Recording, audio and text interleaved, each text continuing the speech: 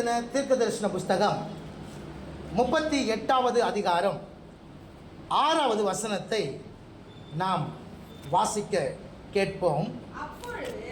அப்பொழுது அவர்கள் எரேமியாவை பிடித்து அவனை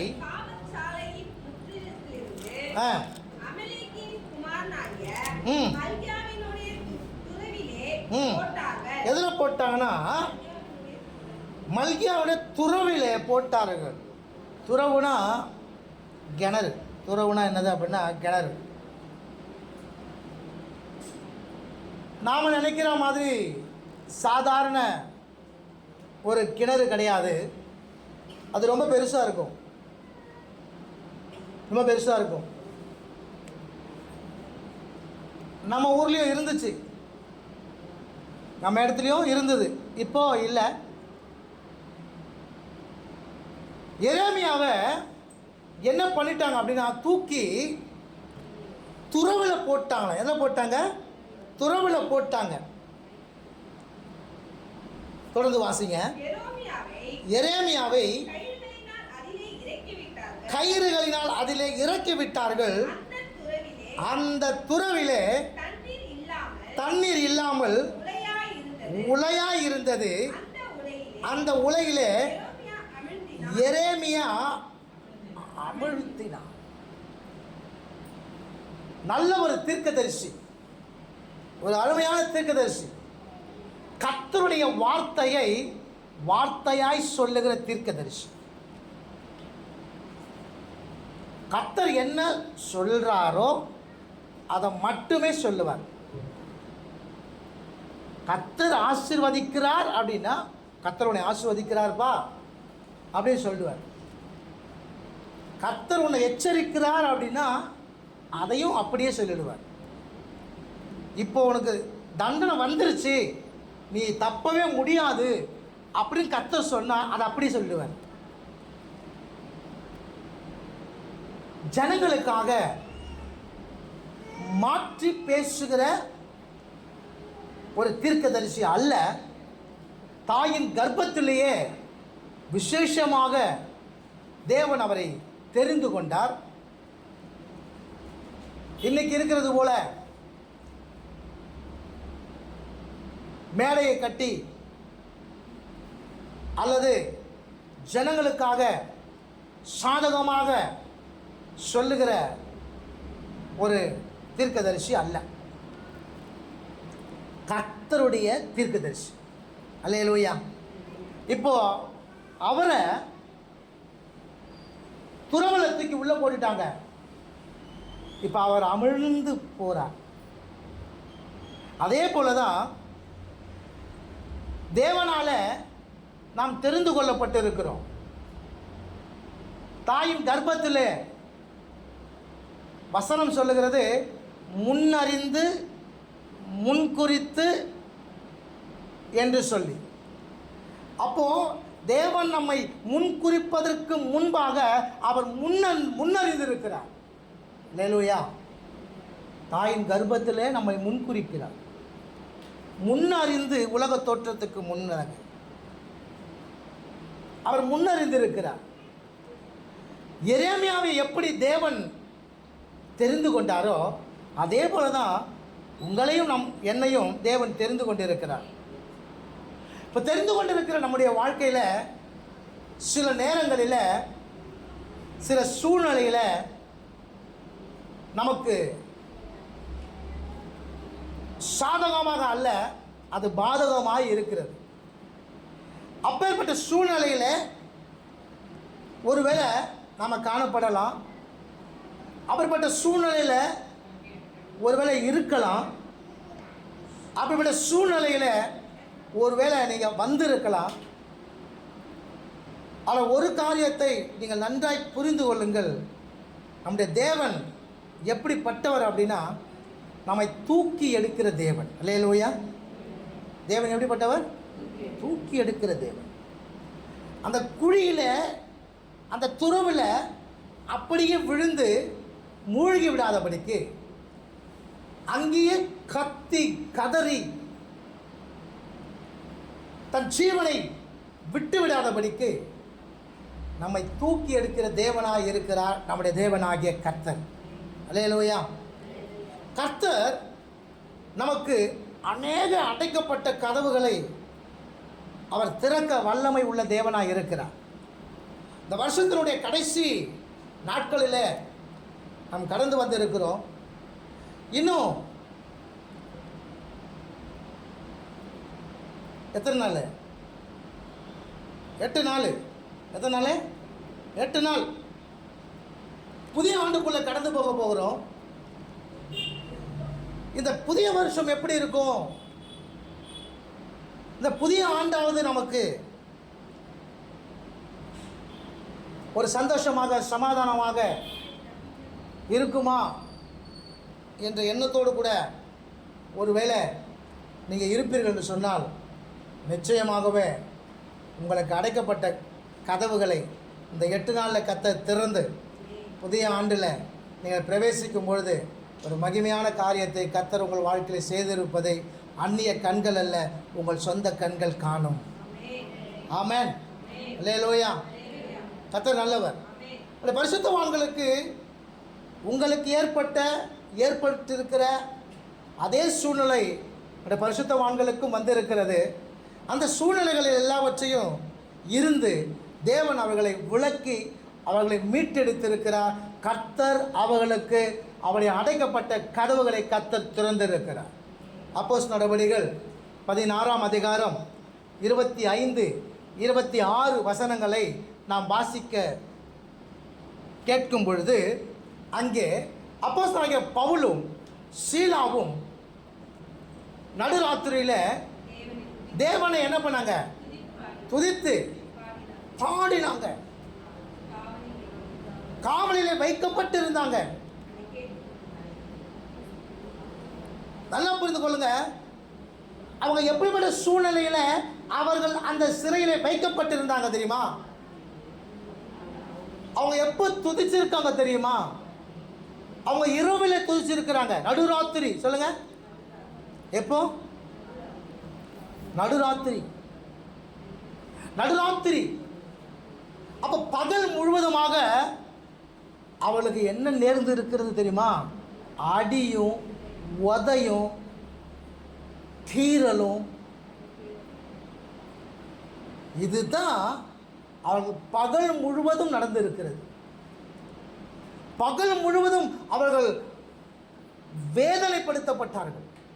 பகல் முழுவதுமாய் அவர்களை ஜனங்கள் உபத்திரவத்துக்குள்ளாய் நடத்தினார்கள்.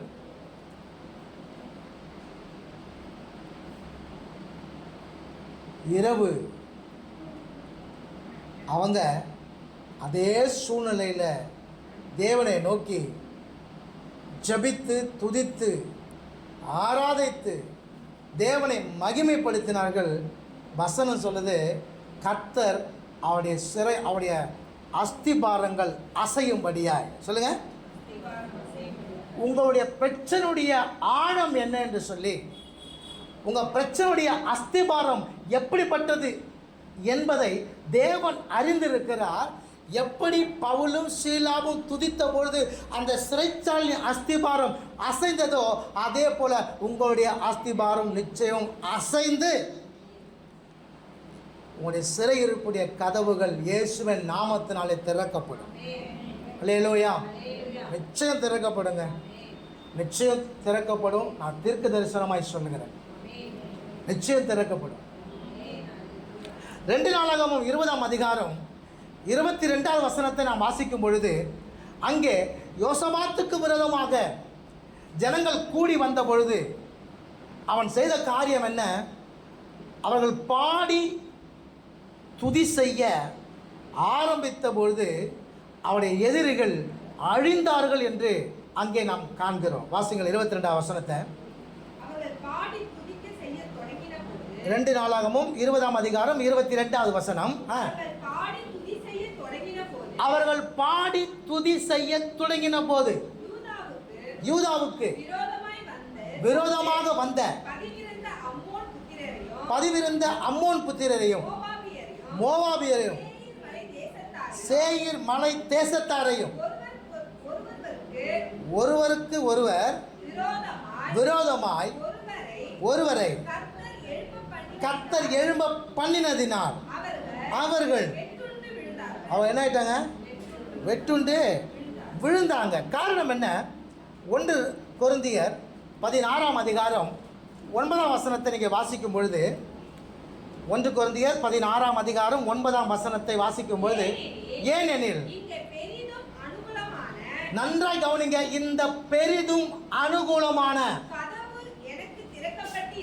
கதவு பவுல் சொல்றான் பாருங்க, இந்த பெரிதும் அனுகூலமான கதவு எனக்கு என்ன பண்ணுது?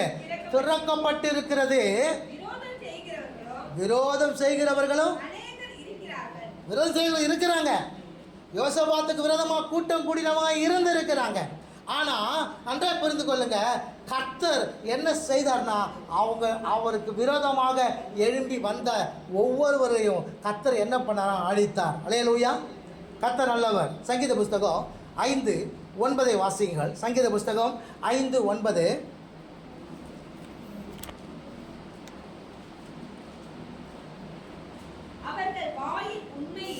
அவர்கள் வாயில் உண்மை இல்லை,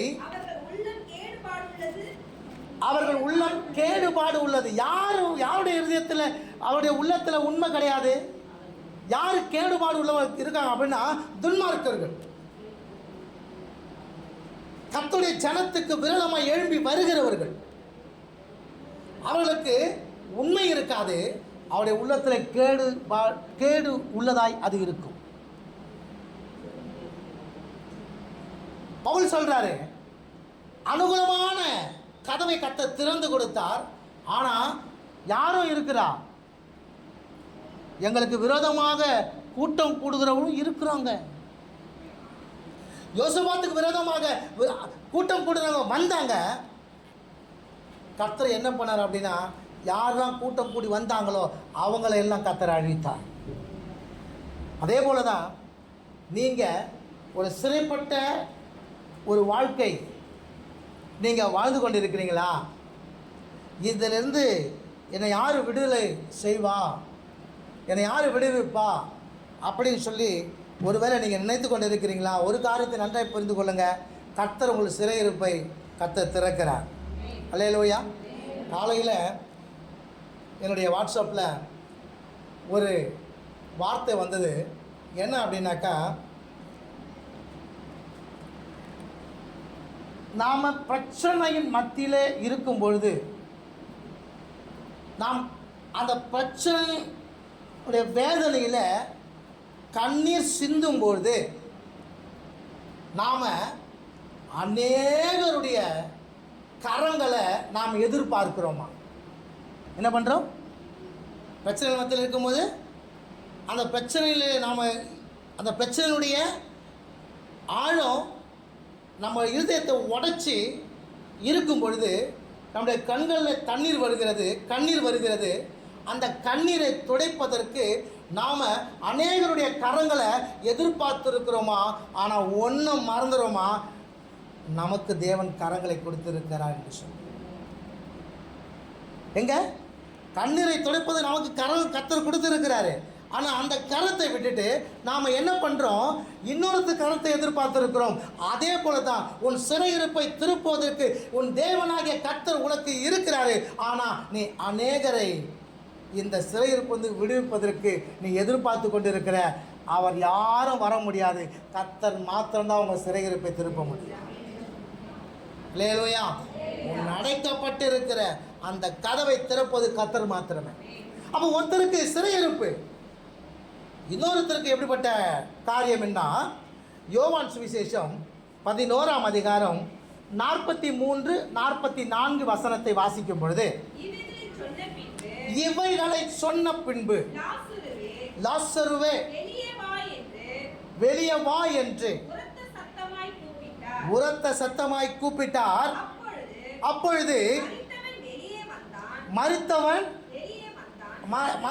வெளியே வந்தான்னா அவன் இப்போ எங்க இருக்கிறான்? அவன் மரித்து விட்டான். மரித்தவனை கல்லறையிலே அடக்கம் பண்ணி விட்டார்கள். ஒருத்தருக்கு சிறையிருப்பில் இருக்கிறது பிரச்சனை. இந்த கதவு எப்போ திறக்கும் அப்படின்னு காத்து கொண்டு இருக்கிறார்கள். இன்னொருத்தருக்கு வெளியவே வர முடியாதபடி பிரச்சனை. ஒருத்தவங்க வெளியே வந்துடலாம், சிறைச்சாலை கதவை திறக்கப்பட்டா வெளியே வந்துடலாம். ஒரு சிலருக்கு வெளியவே வர முடியாது, அப்படிப்பட்ட ஒரு சூழல். இந்த நேரத்தில் ஆண்டவர் தன்னுடைய வார்த்தையை அனுப்பி சொல்றாரு, லாசருவே வெளியே வா, மரித்தவன் உயிரோடு எழும்பி வருகிறான். அல்லேலூயா. கர்த்தருடைய வார்த்தை உங்களுக்கு நேராய் வருமானால் அடைக்கப்பட்டிருக்கிற கல்லறையும் திறக்கும், இயேசுவின் நாமத்தினால. அல்லேலூயா. நிச்சயமாய் திறக்கும். அந்த கல் ஒருவேளை நீ வெளியே வர முடியாதபடிக்கு அது புரட்டி போட்டு மூடப்பட்டிருக்கலாம். ஆனால் இயேசுவின் நாமத்தினால சொல்ற கர்த்தருடைய வார்த்தை உனக்குள்ளே வருமானால், எப்பேற்பட்ட கல் வைத்து மூடி போட்டு இருந்தாலும் அந்த கற்கள் ஒன்றும் இல்லாதபடி அது உடைக்கப்பட்டு இயேசுவின் நாமத்தினாலே நீ வெளியே வர முடியும். ஆமென். பிரியமானவர்களே, சில நேரத்தில் நாம் வேதத்தில் நாம் வாசிக்கும்பொழுது பார்த்தீங்கன்னா, நீங்கள் குறித்து கொள்ளுங்கள், மத்தேயு 9:30 நாம் வாசிக்கும்பொழுது அங்கே உடனே அவர்களுடைய கண்கள் திறக்கப்பட்டது. மத்தேயு 9:30 சொல்லுது, உடனே அவங்களுடைய கண்கள் திறக்கப்பட்டது. மார்க் 7:35 நாம் பார்க்கும்பொழுது உடனே அவனுடைய செவிகள் திறக்கப்பட்டு, உடனே அவனுடைய செவிகள் திறக்கப்பட்டு மார்க் 7:35 கவனிக்கிறோம். லூக்கா 1:64 பார்க்கிறோம், உடனே அவன் வாய் திறக்கப்பட்டு. அப்போ நமக்கு நன்றாக புரிந்து கொள்ளுங்க, நம்முடைய கண்கள், நம்முடைய செவிகள், நம்முடைய வாய், நம்முடைய சரீரம் இதெல்லாம் ஒரு ஏதோ ஒரு காரணத்தினாலே கட்டப்பட்டு இருக்கிறது. இது திறக்கப்பட்டால் மாத்திரமே நாம் விடுதலையாய் இருக்க முடியும் இயேசுவின் நாமத்தினால. அப்போ ஏன் நமக்கு கொடுக்கப்பட்டிருக்கிற வாக்குத்தத்தங்கள் நிறைவேறல அப்படின்னா, ஒரு காரியத்தை புரிந்து கொள்ளுங்கள், ஏதோ ஒரு சூழ்நிலை, ஏதோ ஒரு காரணத்தினால ஏதோ ஒரு காரியம் உங்களிலே கட்டப்பட்டு இருக்கிறது. கர்த்தர் சிறைச்சாலையின் கதவை திறக்க வல்லவராக இருக்கிறார்.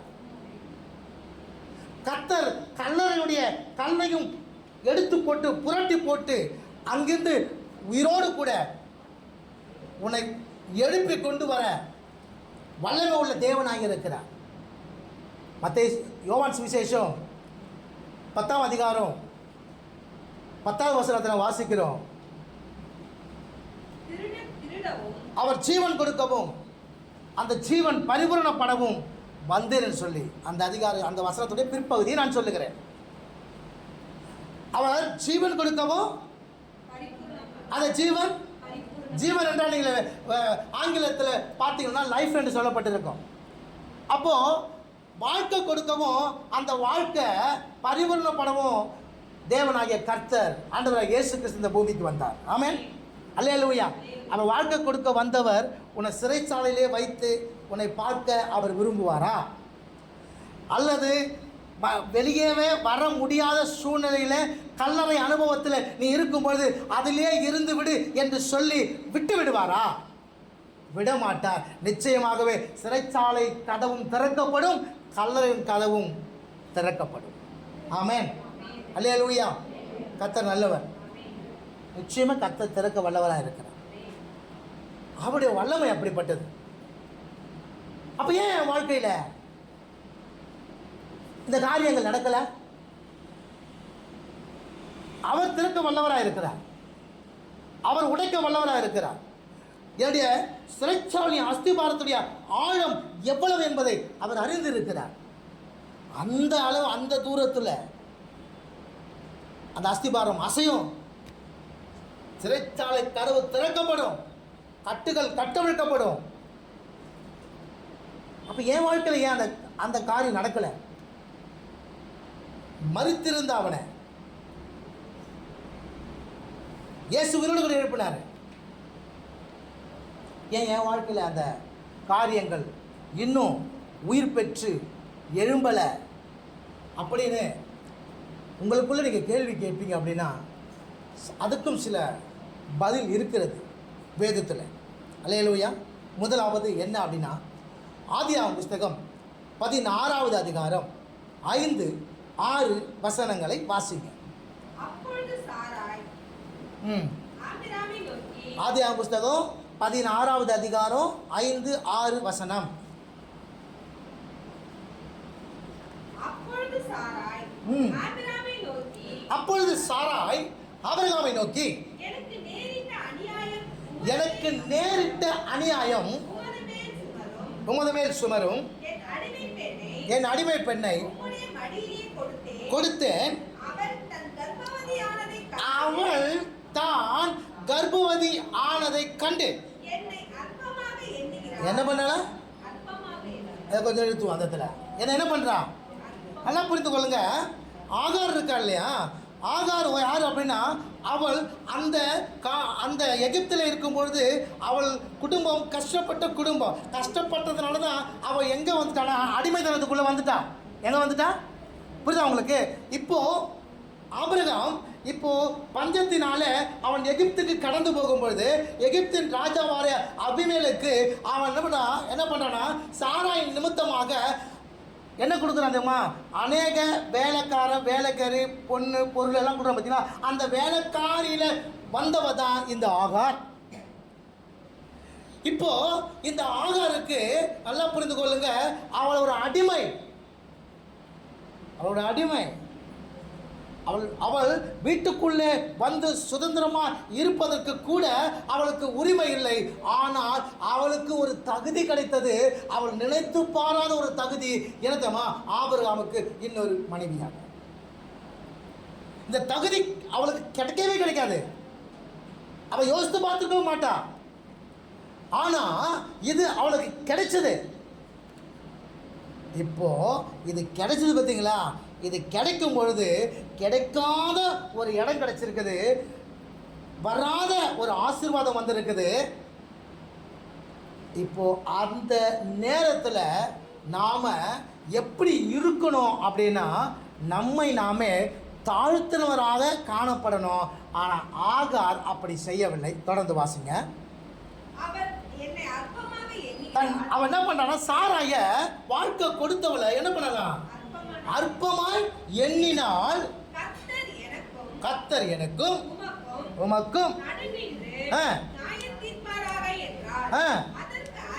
அதுக்கு ஆபிரகாம் நோக்கி, இதோ உன் அடிமை பெண் இருக்கிறார், பார்வைக்கு நலமானபடி அவளுக்கு செய் என்றார். அப்பொழுது சாராய் கடினமாய் நடத்தினபடியால் என்ன பண்ணா? அவளை விட்டு என்ன பண்ணா? இப்போ நல்லா புரிந்து கொள்ளுங்க, அவள் ஆபிரகாமுக்கு இன்னொரு மனைவியாக கொடுக்கப்பட்டாள். அப்போ ஆபிரகாமுக்கு மனைவியா இருக்கிறார். இப்போ ஆபிரகாமுடைய ஆசீர்வாதம், ஆபிரகாமுக்குடைய கொடுத்த கிருபை எல்லாம் இப்போ எங்கே வருதுன்னா, அவளுக்கு வந்ததுக்கு இப்போ அதை இவன் தக்க வைத்து கொள்ளாம என்ன பண்ண தெரியுமா? பெருமை பாராட்டுனதுனால இன்னைக்கு என்ன ஆச்சு அப்படின்னா, அந்த ஆசீர்வாதத்துக்குள்ள அவளால் நிலை நிற்க முடியாமல் போச்சு. நாமும் தான் உள்ளே வர முடியாது. நம்ம புறஜாதிகளாக இருந்தோம். கர்த்தருடைய கிருபை அவள் சிந்தின ரத்தத்தினால நாம் மீட்டெடுக்கப்பட்டு உள்ளே வந்திருக்கோம். இப்போ நீங்கள் நானும் யாருதமா? இயேசுவின் சந்ததியாய், கிறிஸ்துவின் சந்ததியாய் இருக்கிறோம். அப்போ கிறிஸ்துவின் சந்ததியாய் இருக்கும்போது கிறிஸ்துவுக்குரிய அனைத்து ஆசீர்வாதங்களும் உங்களுக்கும் எனக்கும் உரியது. ஆமென்.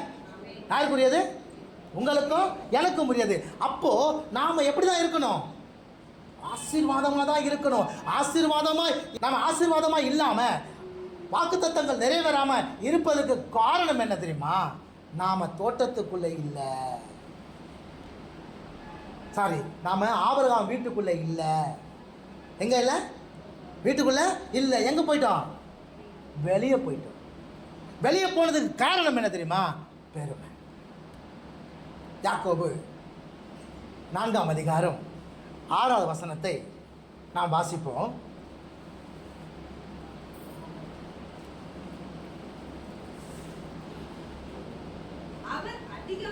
அவர் அதிகமான கிருபையை அளிக்கிறார் அல்லவா?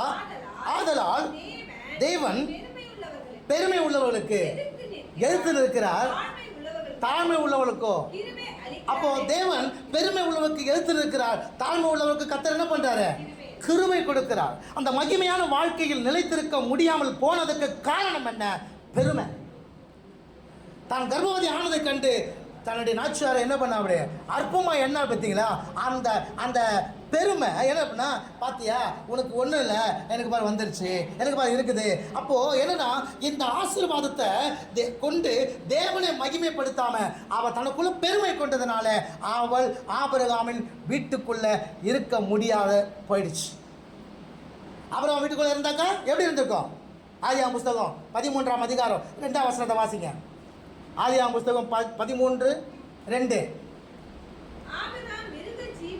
ஆபிரகாம் மிருக ஜீவன்களும் வெள்ளியும் பொன்னுமான எப்படிப்பட்டவனா இருந்தா? ஆஸ்தியை உடைய சீமானா இருந்தான். அப்போ இந்த ஆஸ்தி உடைய சீமானா இருந்தானா அவளுக்கு மனைவியா இருந்தாக்கா இந்த இந்த ஆசீர்வாதம் யாருக்கு போயிருக்குது? அவளுக்கு வந்துருது. ஆனா இதில் நிலைத்திருக்க முடியாம போனதுக்கு காரணம் என்ன தெரியுமா? அவளுக்குள்ள அந்த வந்த அந்த பெருமை. புரியுதா உங்களுக்கு? இதே தான் உங்களுக்கு தெரியும், நல்லா உங்களுக்கு தெரிந்த ஒரு விஷயம்தான். லூசிபர் ஒரு விசேஷத்தமான கேருபாக தேவன் அவளை உண்டாக்கினார். ஆனால் அவன் என்ன பண்ணான்? ஏசாயா 14ஆம் அதிகாரம், எசேக்கியேல் 28ஆம் அதிகாரத்தை பார்க்கும் பொழுது அவன் தேவனுக்கு விரோதமாக தேவனுடைய சிங்காசனத்துல உட்காரத்துக்கு அவன் என்ன பண்ணான்? அவன் ஆசைப்பட்டதும் இல்லாமல் தேவனுக்கு விரோதமாக அவன் பெருமை கொண்டதுனால கர்த்தர் அவன் அங்கிருந்து என்ன பண்ணாரு? தள்ளிட்டார். நேபுகாத்நேச்சாரை நாம பார்க்கும் பொழுது தானியேல் 5ஆம் அதிகாரம் 20ஆம் வசனத்தை வாசிங்க. தானியேல் 5ஆம் அதிகாரம் 20ஆம் வசனத்தை பார்க்கும் பொழுது அங்கே நேபுகாத்நேச்சாருக்கு தேவன் என்ன செய்தார்னா ஒரு மகிமையான ஒரு காரியத்தை கொடுத்தாரு. பல காரியங்களை 5:20 வாசிங்க. அவருடைய இருதயம் மேட்டிமையாகி அவருடைய ஆவி கர்வத்தினாலே கடினப்பட்ட போது அவர் தமது சிங்காசனத்தில் இருந்து, புரியுதா உங்களுக்கு? பாபிலோனுக்கு ராஜாவாக இருந்த நேபுகாத்நேச்சார் கர்த்தர் என்ன பண்ணார் அப்படின்னா அவ கூட இருந்து நிறைய காரியங்கள் அவட கூட பேசினார். வரப்போற ராஜ்யங்களை குறித்த காரியங்கள்லாம் சொல்லியிருக்கிறாரு. அப்படி இருந்தோம் அவன் ஒரு நாள் என்ன பண்ண தெரியுமா?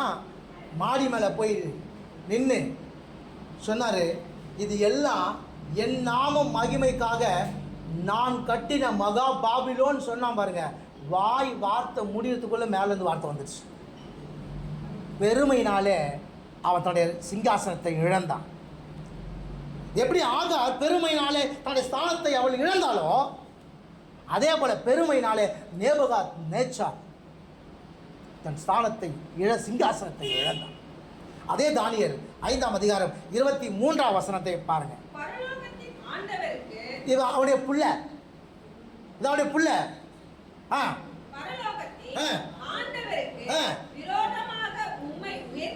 உம்மை உயர்த்தினீர், அவருடைய ஆலயத்தின் பாத்திரங்களை உமக்கு முன்பாக கொண்டு வந்தார்கள். நீரோ உம்முடைய பிரபுக்களும் உம்முடைய மனைவிகளும் என்ன பண்ணானா? எருசலேம் ஆலயத்தை சூறையாடிட்டு, அந்த தேவாலயத்தை சூறையாடிட்டு அதில் வந்து கொண்டு வந்த பொன் பாத்திரங்களை, கம்யூனின் பாத்திரங்களை என்ன பண்ணாங்க? அதில் மதுபானத்தை ஊற்றி என்ன பண்ணாங்க? குடித்தாங்க. என்ன தெரியுமா சொல்லும் போது? பாரு நாங்கள் எதில் குடிக்கிறோம் சொல்லி. பெருமை. இந்த பெருமையினால இவனுடைய ராஜ்யமும் விழுந்து போனது. அப்போ நல்லா புரிந்து கொள்ளுங்க, கர்த்தர் உன் சிறையிருப்பை மாற்ற வல்லவராக இருக்கிறார். கர்த்தர் உன் கல்லறையுடைய வாழ்வை மாற்ற கர்த்தர் வல்லமை உள்ள தேவனாக இருக்கிறார். அப்போ என் சிறையிருப்பு கடவுள் திறக்கவில்லை, என் கல்லறைகள் கல் புரட்டப்பட போகாததுக்கு காரணம் என்ன? நான் கிறிஸ்துவின் சந்ததியாக இருந்தும் கிறிஸ்துவுடைய ஆசீர்வாதத்தை சுதந்திரித்துக் கொள்ள முடியாதபடிக்கு அந்த கிறிஸ்துவுடைய அந்த ஆசீர்வாதத்தில் நான் நிலைநிற்க முடியாது போறதுக்கு காரணம் என்ன அப்படின்னா, எனக்குள்ளே இருக்கிற பெருமை. எனக்குள்ளே இருக்கிற பெருமை என்ன அந்த ஆசீர்வாதத்துக்குள்ளே போக முடியாமலும் அந்த ஆசீர்வாதத்துக்குள்ளே நிலைத்திருக்க முடியாமலும் செய்கிறது. ஒருவேளை இந்த நாட்கள் கடந்து வந்திருக்கிறது. இன்னும் 8 நாள் இருக்குது. இந்த 8 நாளுக்குள்ள அடுத்தது 9ஆம் நாள் நாம் இரவு ஒரு புதிய ஆராதனைக்கு கடந்து போக போகிறோம். இந்த 8 நாளுக்குள்ள உங்களுக்குள்ள ஏதாவது பெருமை இருந்து ஒருவேளை அதை தவறுதலாக கூட நீங்கள் பேசியிருந்தீங்கன்னா தேவ சமூகத்தில் நீங்கள் அறிக்கை பண்ணுங்க. என் தேவன் மன்னித்து உங்களை அந்த கிறிஸ்துவுடைய ஆசீர்வாதத்துக்குள்ளே கொண்டு போய் அந்த நேரத்திற்குப்படி கத்த செய்வேன். அல்லேலூயா. நம்ம சொல்ல முடியாது. நம்மளே அறியாமல் சில பேசியிருக்கலாம், பெருமையாக பேசியிருக்கலாம். ஒன்றும் இல்லை, ஒரே ஒரு விஷயம் என்ன அப்படின்னா, யாராவது ஒருத்தவங்க நமக்கு விரோதமாக கூடி வந்தபோது ஒரே ஒரு வார்த்தை, நான் மட்டும் இப்போ பைபிளை மட்டும் தூக்காமல் இருந்திருந்தா அதே ஆகட்டும். பெருமை வேண்டாம் நமக்குள்ளே. எப்பொழுதும் எந்த நேரத்தில் நமக்குள்ளே என்ன வேண்டாம், பெருமை வரவே கூடாது. பெருமை என்னன்னு அழிந்து போகும். நாம சிறுகவும் கர்த்தர் பெருகவும். சொல்லுங்க, நாம சிறுகவும் கர்த்தர் பெருகவும். இந்த காரியம் தான், இந்த வார்த்தை தான் எப்போதும் நமக்குள்ளே இருக்கணும். காரணம் என்ன அப்படின்னா, அவர் தேவனென்று குமாரன்று கொள்ளையாடின பொருளாக எண்ணாமல் மரணபரியந்தம், சிலுவையின் மரண பரியந்தம் தன்னை தாழ்த்தினார். அல்லேலூயா. ஒரு தேவனே அவர் தன்னை தாழ்த்தும் பொழுது நீங்களும் நானும் ஏமாத்துறோம். அல்லேலூயா. ஸோ அதனால் நமக்குள்ளே என்ன இருக்கக்கூடாது தெரியுமா, பெருமை இருக்கக்கூடாது. பெருமை இருந்தால் நாம் அந்த ஆசீர்வாதத்துக்குள்ளே, அந்த மகிமையான ஆசீர்வாதத்துக்குள்ளே போக முடியாது, நிலைத்திருக்க முடியாது. கர்த்தருடைய வார்த்தைகள் ஆம் என்றும் ஆமென் என்றும் இருக்கிறது. அப்போ ஏன் நம்முடைய வாழ்க்கையில் அந்த வாக்கு தத்தங்கள் நிறைவேறாமல் போயிருக்குது அப்படின்னா, ஒரு காரியத்தை நன்றாய் புரிந்து கொள்ளுங்க. உன் சிறையிருப்பு திறக்கப்படாததுக்கும் உன் கல் புரட்டி போடாததுக்கும் ஒரே காரணம் உனக்குள்ளே இருக்கிற பெருமை. அதை எடுத்து போடு. நிச்சயமாய் இது திறக்கப்படும், இது புரட்டப்படும். ஆமென். அல்லேலூயா. கர்த்தர் நல்லவர். ஆமென். இன்னொரு வசனத்தை வாசிங்க. ஆதியாகமம் புஸ்தகம் 3ஆம் அதிகாரம் 24வது வசனம். ஆதியாகமம் புஸ்தகம் 3:24. அவர் மனுஷனை துரத்திவிட்டு வழியை காவல் செய்ய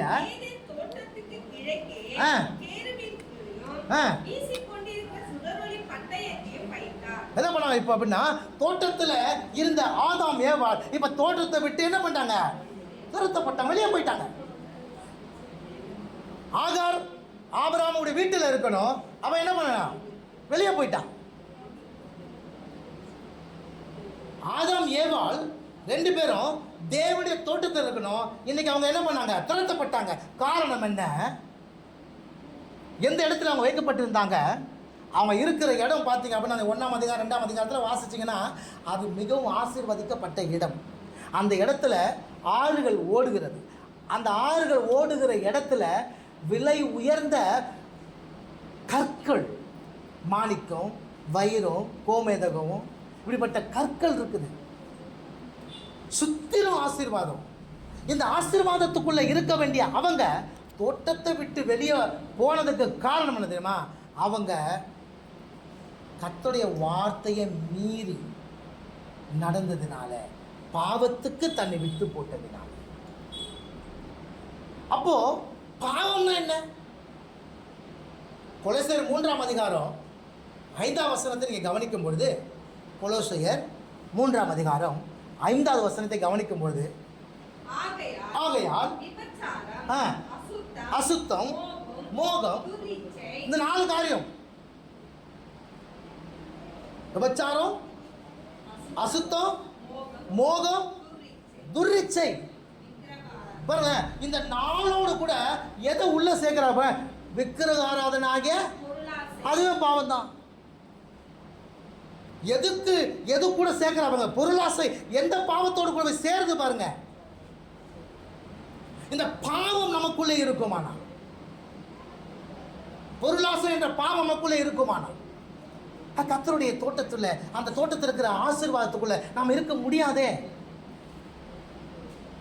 கீழ்ப்படிணும். என்ன, நன்மை தீமை அறியத்தக்க கனியை புசிக்க கூடாது, அவ்வளவுதான். தொடக்கூடாது, பறிக்கக்கூடாதுன்னா பறிக்கக்கூடாது. இல்லையா இல்லையா? சங்கீதம் 1:1 சொல்லுது, செய்யக்கூடாது. சொல்லுங்க, செய்யக்கூடாது. சங்கீதம் 1:2 சொல்லுது செய்யணும். சங்கீதம் 1:1 என்ன சொல்லுது? செய்யக்கூடாது. சங்கீதம் 1:2 என்ன சொல்லுது? செய்யணும். இதில் பெரிய ஒரு காரியம் என்ன நாம் கவனிக்க வேண்டியது தெரியுமா? செய்யக்கூடாத காரியத்தை சொல்லுங்க. செய்யக்கூடாது. செய்யக்கூடாத காரியத்தை செய்யக்கூடாது. 2வது வசனத்தில் செய்ய வேண்டிய காரியம் சொல்லுங்க. இந்த செய்ய வேண்டிய காரியத்தை செய்யாமல் இருந்தாலே கீழ்ப்படுதல் இல்லைன்னு அர்த்தம். கீழ்ப்படுதல் இல்லைன்னா அங்கே என்ன உள்ள வந்துடும்? சீன் உள்ள வந்துடும், பாவம் உள்ள வந்துடும். புரியுதா? இரவும் பகலும் தியானமா இருக்கிற மனுஷன் பாக்கியவான். நீங்க வெளிப்படுத்துற விஷயத்தில் வாசிக்கும் பொழுது இதை வாசிக்கிறவன் பாக்கியவான். அல்லேலூயா. இதை வாசிக்கிறவன் பாக்கியவான், இதை தியானிக்கிறவனும் பாக்கியவான். அப்போ நமக்குள்ள கிறிஸ்துவனுடைய இந்த ஆசீர்வாதம் தங்காததுக்கு, அதில் நிலைத்திராதபடிக்கு இருப்பதுக்கு காரணம் என்ன அப்படின்னா நமக்குள்ள இருக்கிற பாவம் தான். யோசுவாவின் புஸ்தகம் 7ஆம் அதிகாரம் 1 வசனத்தையே 12ஆம் வசனத்தை வாசிங்க. இஸ்ரவேல் புத்திரர் சாபத்தீடானதிலே துரோகம் பண்ணினார்கள். எப்படி எனில் யூதா கோத்திரத்தில்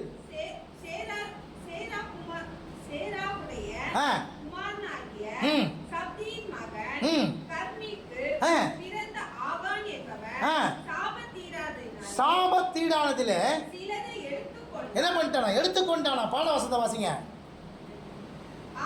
ஆதலால் இஸ்ரவேல் புத்திரர் முன்பாக நிற்கக்கூடாமல் தங்கள் சத்துருக்கு என்ன பண்ணாங்களாம்? முதுக காட்டாங்களா? என்ன அர்த்தம்? ஓடிட்டாங்க அர்த்தம். முதலாவது காரியம் நமக்குள்ள பெருமை இருக்கக்கூடாது. 2வது காரியம் நமக்குள்ள பாவம் இருக்கக்கூடாது. இருக்கக்கூடாது. இது 2மே இருந்தால் ஒன்று வீட்டில் இருக்க முடியாது, 2வது கர்த்தருடைய தோட்டத்தில் இருக்க முடியாது. வீட்டில் இருக்கிற ஆசீர்வாதத்துக்கு சுதந்திரத்துக் கொள்ள முடியாது, கர்த்தருடைய தோட்டத்தில் இருக்கிற ஆசீர்வாதத்தை சுதந்திரத்துக் கொள்ள முடியாது.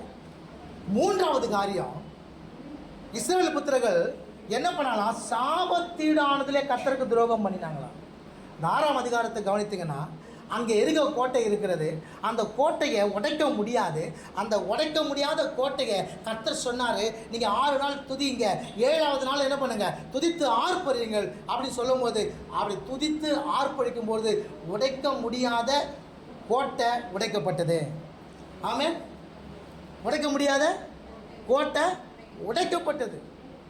எதை கொண்டும் அதை முறியடிக்க முடியாது. அப்படிப்பட்ட கோட்டையை கர்த்தர் இஸ்ரவேல் ஜனங்களுக்காக அதை ஒன்றுமில்லாமல் சுக்குநூறாக உடைத்து போட்டார். கானானுக்கு போகக்கூடாதபடிக்கு, கானான் இருக்கிற ஆசீர்வாதத்தை சுதந்திரிக்க கூடாதபடிக்கு இருக்கிற அந்த கோட்டையை கர்த்தர் உடைத்து போட்டார் இயேசுவின் நாமத்தினால. ஆனால் 7ஆம் அதிகாரத்தில் வரும் பொழுது கர்த்தர் 6ஆம் அதிகாரத்தில் ஒரு காரியத்தை சொன்னார். யோசுவா 6ஆம் அதிகாரம் 18 மற்றும் 19. 6ஆம் அதிகாரம் 18, 19. சாபத்தீடானதில் ஏதாகிலும் எடுத்துக்கொள்கிறதினாலே நீங்கள் சாபத்தீடாகாத படிக்கும்.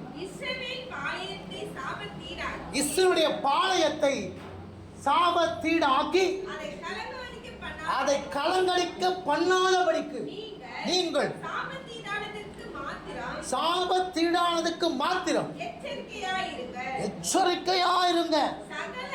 சகல வெள்ளியும் பொன்னும் வெண்கலத்தினாலும் இரும்பினாலும் செய்யப்பட்ட பாத்திரங்களை கர்த்தருக்கு, அப்ப கர்த்தருக்கு பரிசுத்தம் எது இருக்குதோ அதெல்லாம் கர்த்தருடைய ஆலயத்தில் வந்துடணும். கர்த்தருக்கு பரிசுத்தமாக இருக்கிறதை எடுத்துக்கொண்டா அது சாபத்தீடானது, அது துரோகம். ஆசீர்வதிக்கப்படாததுக்கு காரணம் என்ன? கர்த்தருக்கு பரிசுத்தம் எது இருக்கிறதோ அதை எடுத்ததுனால. இங்க பாருங்க, ஒரு குடும்பம் எடுக்கவில்லை,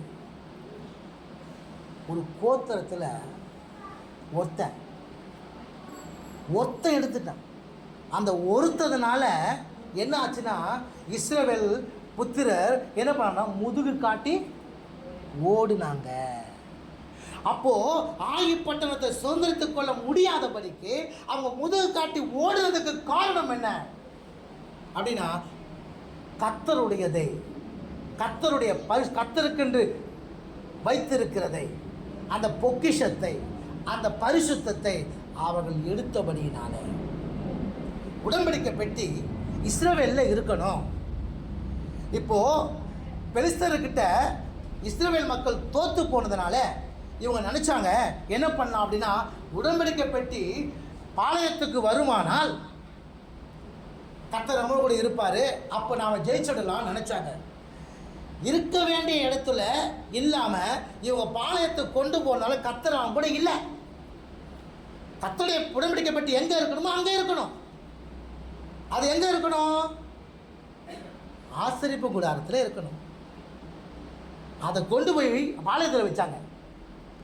இப்போ என்ன தெரியுமா, இஸ்ரவேல் மக்கள் தோத்துட்டாங்க, பெட்டி பிடிபட்டது. சொல்லுங்க, பெட்டி என்னாச்சு? இன்னைக்கு பெட்டி பிடிபட்டதுக்கு காரணம் நீ நானும் உடன்படிக்கை பெட்டி. நாம் பிடிபட்டிருப்பதுக்கு காரணம் இருக்க வேண்டிய இடத்துல இல்லாமல் நாம் வெளியே இருந்தோம்னா நம்ம பிடிபட்டுருவோம். இப்போ இந்த உடன்படிக்கை பெட்டியை அவங்க கொண்டு போகிறாங்க. கொண்டு போகிறதுனால அவங்களுக்கு பாதிப்பு தான் வருது பெலிஸ்தருக்கு. அதை கொண்டு போய் தாகோன் கோயிலில் வைக்கிறாங்க. அங்கே இருக்கிற அந்த சிலை மோங்கப்புறம் விழுந்து கிடக்குது. உடன்படிக்கை பெட்டிக்கு காலில் அப்படியே மோங்கப்புறம் விழுந்து கிடக்குது. மணல் என்ன பண்ணுறாங்க, மறு நிமித்தி வைக்கிறாங்க. மணல் வந்து திறந்து பார்த்தா கை காலெலாம் உடஞ்சி துண்டு துண்டு ஆகிடுது. ஆஹா, இதுக்கு இருக்க முடியாது சொல்லி அவங்க வேறு இடத்துக்கு கொண்டு போகிறாங்க. அந்த மக்கள் சொல்கிறாங்க இந்த பெட்டிக்கே வேண்டாம். இப்போ யோசனை பண்ணுறாங்க, எப்படியாவது இதை மறுபடியும் எங்கே கொண்டு போயிடணும், இஸ்ரவேலுக்குள்ளேயே கொண்டு போய் வச்சுன்னு சொல்லி. அப்போ கர்த்தருக்கு பரிசுத்தமானது எதுவோ அதை நாம் எடுக்கும் பொழுது அங்கே சாபத்தீடாவது, அது சாபத்தீடாவது என்ன சொல்லுது வேதம் அப்படின்னா, அது கர்த்தருக்கு துரோகம் பண்ணுறோம் அப்படின்னு சொல்லி. இல்லையா? அப்போது ஆபிரகாம் வீட்டுக்குள்ளே இல்லாத போனதுக்கு காரணம் ஆகாருடைய பெருமை. கர்த்தருடைய தோட்டத்தில் இருந்து கர்த்தருடைய ஆசீர்வாதத்தை சுதந்திரித்து கொள்ள முடியாததுக்கு போனதுக்கு காரணம் ஆதாம் ஏவாளுடைய கீழ்ப்படிதல் இல்லாத போனதுக்கு காரணம், அதனால வந்த பாவம். மூன்றாவது, ஆயி பட்டணத்துக்கு அவர் சுதந்திரித்துக் கொள்ள முடியாததுக்கு காரணம் என்ன? உங்களுக்கு வைத்திருக்கிறதை அவர் சுதந்திரிக்க முடியாததுக்கு காரணம் என்ன? ஓட போகிறதுக்கு காரணம் என்ன? முதுகு காடுறதுக்கு காரணம் என்ன? கர்த்தருக்கு பரிசுத்தம் எதுலாம் இருக்குதோ அதெல்லாம் நாம் வஞ்சித்து வைத்தோமானால், அதை நாம் எடுத்துக்கொண்டோமானால் அது கர்த்தருக்கு பண்ணுற துரோகம் என்று வேதம் சொல்லுகிறது. அதனால கர்த்தர் நமக்கு நாம் என்ன காரியத்தை சுதந்திரித்துக் கொள்ளணுமோ அந்த காரியத்தை சுதந்திரித்துக் கொள்ள முடியாது. நான்காவது காரியம், ஆதியாகமம் புஸ்தகம் 19ஆம் அதிகாரம் 20ஆம் வசனத்தை வாசிங்க. ஆதியாகமம் 19:20. அதோ அந்த ஊர் இருக்கிறதே, நான் அதற்கு ஓடி போகத்தக்கதாய். அது எப்படி இருக்குதா? கிட்ட இருக்குது, சின்னதுமாய் இருக்குது. என் பிராணன் பிழைக்க நான் அங்கே. ஆதியாகமம் புஸ்தகம் 19ஆம் அதிகாரம் 20ஆம் வசனம். இப்போ சோதோம் குமாரா பட்டணம் அழிக்கப்பட போகுது. ஏன்னா அந்த பாவம் வந்து எங்கே போச்சு? தேவ சந்நிதிக்கு எட்டி போச்சு. இப்போ அதை அழிக்கும்படியா தேவன் கீழே இறங்கிட்டார். இப்போ தேவ தூதர்களை கர்த்தர் அனுப்பிட்டார். இப்போ லோத்துக்கு கர்த்தருடைய கண்களில் கிருபை கிடைத்தது. இப்போ அந்த தூதர்கள் சொல்றாங்க, நீங்க அந்த மலைக்கு ஓடி போங்க. என்னது? அந்த மலைக்கு ஓடி போங்க. நீங்கள் போகிற வரைக்கும் இங்கே என்ன பண்ண மாட்டோம், அழிவை கொண்டு வர மாட்டோம். இப்போ பாருங்க, இவர் என்ன சொல்கிறார் அப்படின்னா, பக்கத்தில் இருக்கிற ஊர் நல்லா இருக்குது, கிட்டவும் இருக்குது, நான் அங்கே போய்கிறேன். நிறைய நேரத்தில் நம்முடைய வாழ்க்கையில் நம்ம கர்த்தருடைய அந்த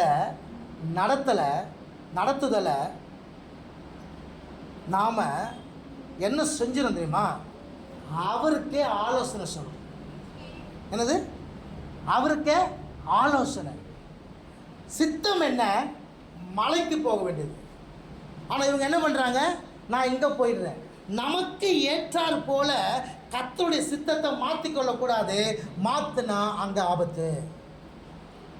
இன்னைக்கு ஆலோசனை, ஆண்டவரே இப்படி இது வந்தால் நல்லா இருக்கும், இப்படி போனால் நல்லா இருக்கும், இப்படி வந்தால் நல்லா இருக்கும். அவர் எப்படி போகணும்னு சொல்கிறாரோ அப்படி தான் போகணும், அப்படி தான் போகணும். ஆண்டவருடைய வார்த்தையை காலையிலேருந்து சாயந்தரம் வரைக்கும் கேட்டுட்டு இருக்கிறாங்க. சொல்லுங்க, காலையிலேருந்து அவங்களுக்கு பசி எடுக்காம பசி எடுக்காதா? பசி எடுத்துருக்கும். சீசர்களை இருந்தாங்க, ஐயோ காலிலேருந்து சாயந்தரம் வரைக்கும் ஆண்டோட வார்த்தையை கேட்டுருக்குறாங்களே, இவங்களுக்கு பசி எடுக்குமே, இப்போ என்ன பண்ணுறது அப்படின்னு என்ன பண்ணுறாங்க? ஏன்டா அவங்ககிட்ட என்ன இருக்குதா அப்படின்னு கேட்குறானுங்க. கேட்டிருப்பான் அவன். மற்ற அப்போ சொல்லுவான், என்கிட்ட ஒன்றும் இல்லைடா. சரி, கூட்டத்தில் எதனா தான் பார்க்குறாங்க, கூட்டத்துலேயும் யாரும் ஒன்றும் இல்லாமல் தெரில. ஆனால் என்ன பண்ணுறது?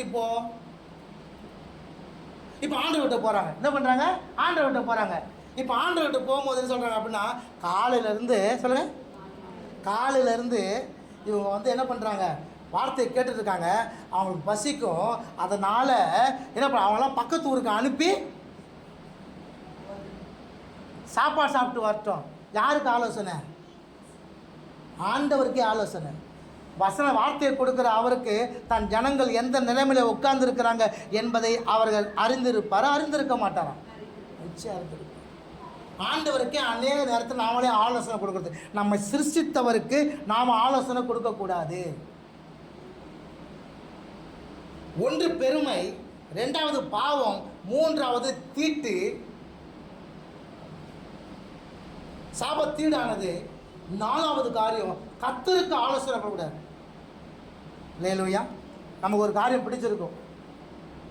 அந்த காரியத்தை பிடிச்சிருந்தாக்கா அதை பிடிச்சிருக்கு, அது வேணும்னு நினச்சிருப்போம். இது இருந்தால் என் வாழ்க்கை நல்லா இருக்கும்னு நினச்சிருப்போம். ஆண்டவரே இதையே தாங்க ஆண்டவரே, நீ தானே கேட்ட, கொடுத்துட்டாரு. இப்போ வந்து கேட்பேன், ஆண்டவரே என் வாழ்க்கையில் தலைவலியா இருக்கான் ஆண்டவர்.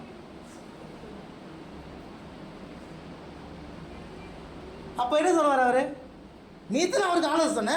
ஆண்டவரே இவன் வந்தான்னா என் வாழ்க்கையில் எங்கேயோ போயிடுவேன், என் வாழ்க்கை சூப்பராக மாறிடும், என்னை அப்படி பார்த்துக்குவான், அப்படி பார்த்துக்குவான், அப்படி பார்த்துக்குவான், இப்படி பார்த்துக்குவான்.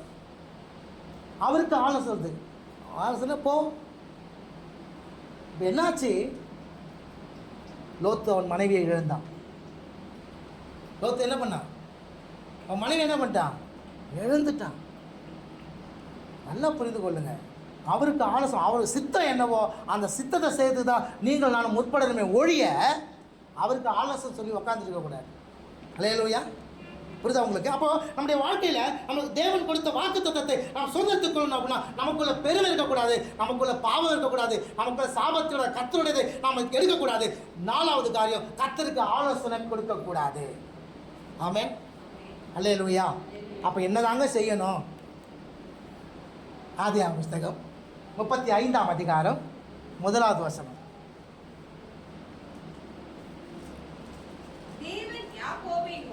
தேவன் யாக்கோபை நோக்கி நீ எழுந்து பெத்லெகேமுக்கு போய் அங்கே குடியிருந்து நீ உன் சகோதரன் ஆகிய ஏசாவின் முகத்துக்கு விலகி ஓடி போகிற போது உனக்கு தரிசனமான தேவனுக்கு அங்கே.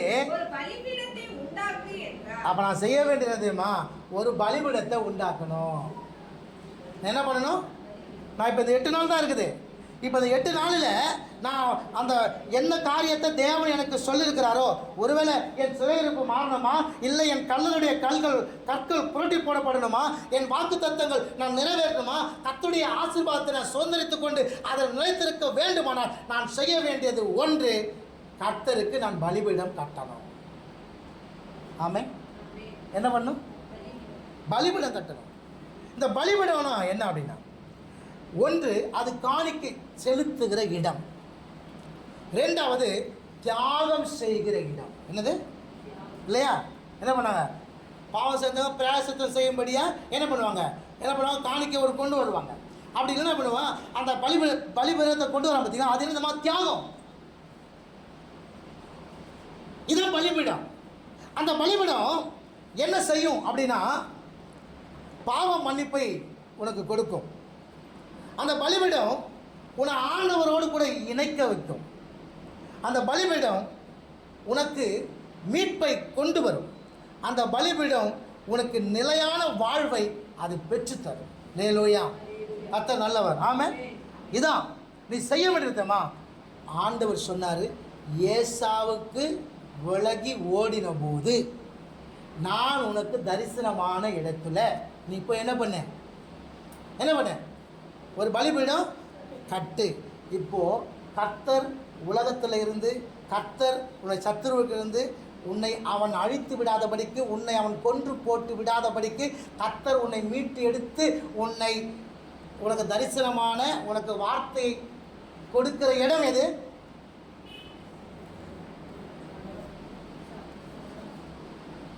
ஹலோ, எங்க? இங்கே வந்து நீ பலிபீடத்தை கட்டணும். ஆமென். அல்லேலூயா. புரியுதா உங்களுக்கு? வந்து கட்டிப்பார், கர்த்தருடைய ஆசீர்வாதத்துக்குள்ள நிலைத்திருப்பார். ஆமென். எவ்வளோ நேரம் இருக்குது?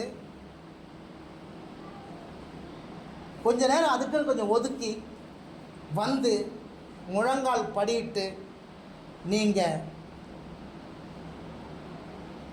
இங்கே பலிபீடத்தை கட்டி பாருங்க. நிச்சயமாய் சொல்லுகிறேன், இழந்த எல்லாவற்றையும் கர்த்தர் உனக்கு மீட்டு கொடுப்பார். அல்லேலூயா. உன் சிறையிருப்பை கர்த்தர் மாற்றி போடுவார். உன் கல்லறையில் மேலே வைக்கப்பட்டிருந்த அந்த கல் எடுக்கப்படும். ஆமென். எத்தனை பேர் விசுவாசிக்கிறீங்க? அல்லேலூயா. நான் உங்களுக்கு வார்த்தையை கொடுக்கணும், ஏதோ ஒரு வார்த்தையை கொடுக்க வேண்டும் என்பதற்கு அல்ல. தேவ சமூகத்தில் இருந்து என்ன வார்த்தையை கொடுக்க வேண்டும் என்று அறிந்து அதை தான் கொடுத்து கொண்டு இருக்கிறேன். அதனால் இதை கேட்டபடி விட்டுட்டு போகாமல் நீங்கள் இன்னிலிருந்து இந்த காரியத்துக்கு உங்களை ஒப்பு கொடுத்தீங்க அப்படின்னா நிச்சயமாய் உங்கள் வாழ்க்கையில் கர்த்தருடைய ஆசீர்வாதத்தை நீங்கள் முழுவதுமாய் இயேசுவின் நாமத்தினால சுதந்திரித்துக் கொள்வீர்கள் என்று எனக்கு கொடுக்கப்பட்ட ராஜரீக அபிஷேகத்தின்படி உங்களை நான் ஆசீர்வதிக்கிறேன். அல்லேலூயா. அது எவ்வளோ நேரம்லாம் எனக்கு தெரியாது. அது ஒரு நாள், அந்த நாளில் நீங்கள் இங்கே வந்துட்டு போயிடணும். ஆமாம். இந்த வார்த்தையை பெற்றுக்கொள்கிற இடம் இதாங்க. அங்கே தான் உங்களுக்கு தரிசனம் கிடைக்கிற இடம் இங்கே தான். வந்து வெளில வந்துட்டு இப்படி போட்டு போகிற கழக்கல்ல உள்ளவா. அந்த தம்பி சாட்சி சொன்னா பார்த்தீங்களா, அந்த தம்பி உள்ளே வந்து பண்ணுறான். அவன் வாழ்க்கையில் தேவன் அநேக அதிசயங்களை செய்துக்காரு. இப்போ செஞ்சால் சாட்சி சொல்லிட்டு போகிறான். தினமும் வா, இப்படி போகும்போது வா, வரும்போது வா, வந்து இங்கே சொல்லிட்டு போ. நிச்சயமாய் இங்கே ஏசாயா 59:1 படி சொல்லுங்கள். ஏசாயா 59:1 படி, 2 நாளாகமம் 7:15 படி, கர்த்தருடைய கண்கள், கர்த்தருடைய செவி இங்கே திறக்கப்பட்டிருக்கிறது. கர்த்தருடைய கரம் இங்கே நீட்டப்பட்டிருக்கிறது. உன்னை அவர் ரட்சிக்க முடியாது. அல்லேலூயா. அல்லேலூயா. இத்தனை வருஷம் போனது போல, இத்தனை காலங்கள் போனது போல, இனி உங்களுடைய நேரத்தை, உங்களுடைய வாழ்க்கையை நீங்கள் தயவு செய்து நீங்கள் வீணடிக்காதபடிக்கு இதிலிருந்து உங்களுக்குள்ள ஒரு தீர்மானத்தை எடுத்து ஒரு நாளைக்கு ஒரு தடவையாவது நான் இங்கே வந்து என்ன பண்ணுவேன், என்ன ஆண்டவருக்கு முன்பாக அர்ப்பணித்து விட்டு போவேன், பலிபீடத்தை கட்டிட்டு போவேன். ஆமாம். புரியுது? அவனுக்கு வைக்கும் போது ஒரு கல் தான் வைப்பான். ஆனால் தினமும் வந்து கட்ட கட்ட கட்ட கட்ட என்ன ஆச்சு? இப்போ இது ஒரு கட்டிடமாக எழும்பியிருக்கா இல்லையா? அதே போல் நீங்கள் தினமும் வந்து கட்டுங்க. தினமும் ஒரு செங்கலை வச்சுட்டு போங்க. உன் வீட்டில் உன் வாழ்க்கை கட்டப்படும். ஆமென். எத்தனை பேர் விசுவாசிக்கிறீங்க? அல்லேலூயா. வர முடியுமா முடியாதா? முடியும்ல? அல்லேலூயா. வந்து தான் பாருங்களேன். 2025 உன் வாழ்க்கை கட்டப்படும் இயேசுவின் நாமத்தினால். அல்லேலூயா. என்ன காரியத்தை இயேசு நாமத்தில் நீங்கள் வரியோ அந்த காரியத்தை கர்த்தர் நிச்சயம் கட்டுவார். ஆமென். கட்டி கொண்டிருக்கிறார். அதை அநேகர் வந்து இங்கே சாட்சியாக சொல்கிறாங்க. ஸோ அதனால் நீங்கள் கட்டுங்க, நிச்சயம் ஆண்டவர் செய்வார். அல்லேலூயா. கண்களை மூடுவோம். கர்த்தர் உங்களை ஆசீர்வதிப்பார்.